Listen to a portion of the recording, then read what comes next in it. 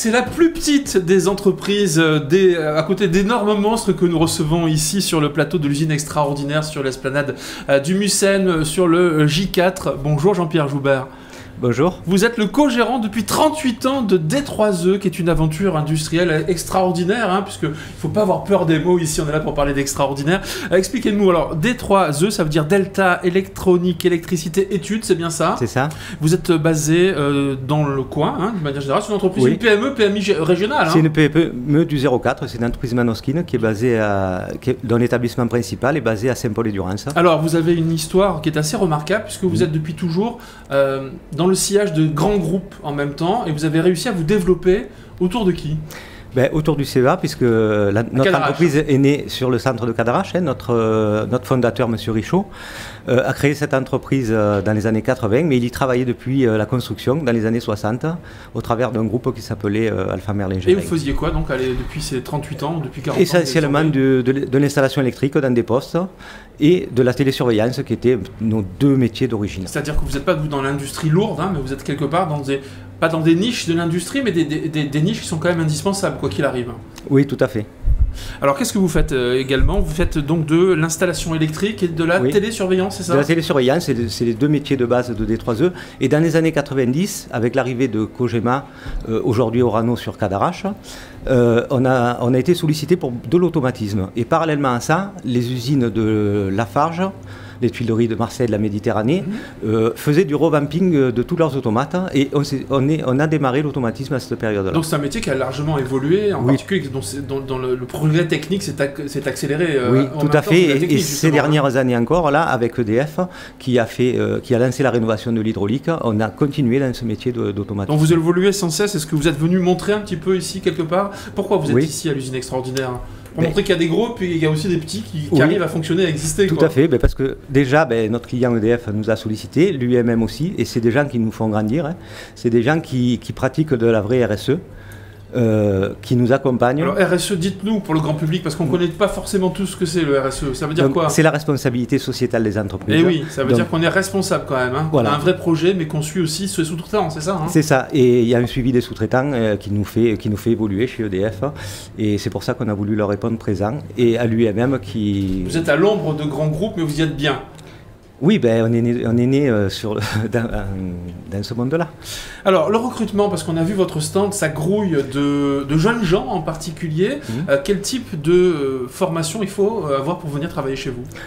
Alors nous, idéalement, c'est du BTS électrotechnique, qui est l'entrée.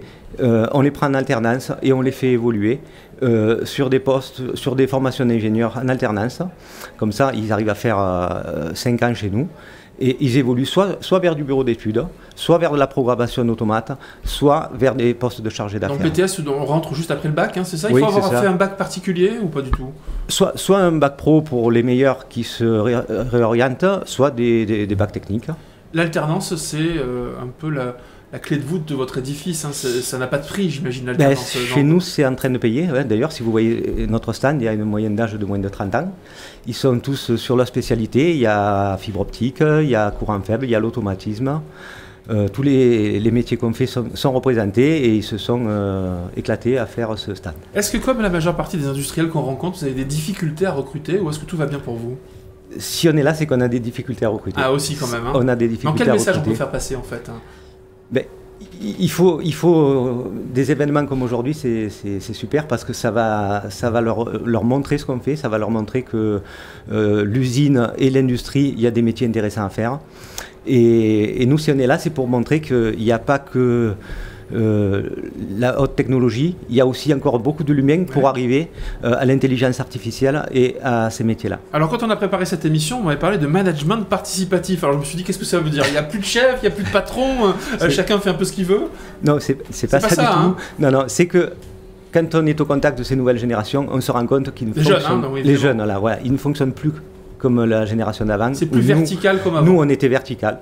On a 37 ans d'existence. On vient avec des fonctions de chargé d'affaires, des organigrammes qui sont hiérarchiques, des chefs de chantier. Aujourd'hui, les jeunes veulent fonctionner autrement. Et il faut qu'on les aide à fonctionner autrement. Alors ça veut dire quoi? C'est quoi participatif? Ça veut dire que chacun dit son mot? Non. Pas du tout. On les réoriente vraiment par métier. Et en transverse, on les fait travailler ensemble sur des sujets différents. Et l'usine extraordinaire est un exemple formidable par rapport à ça, puisqu'on est arrivé à les fédérer. Ils se sont pratiquement débrouillés tout seuls pour monter leur stand. Et ils représentent leur métier.